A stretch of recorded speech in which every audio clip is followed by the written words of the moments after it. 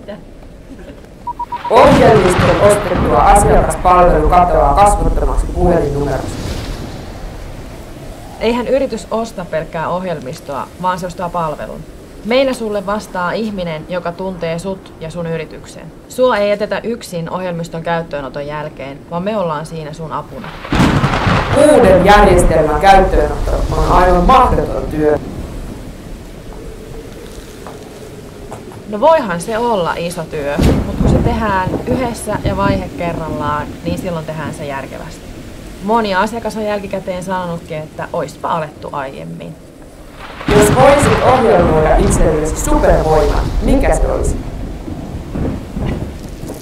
Mä ohjelmoisin mulle lentokyvyn.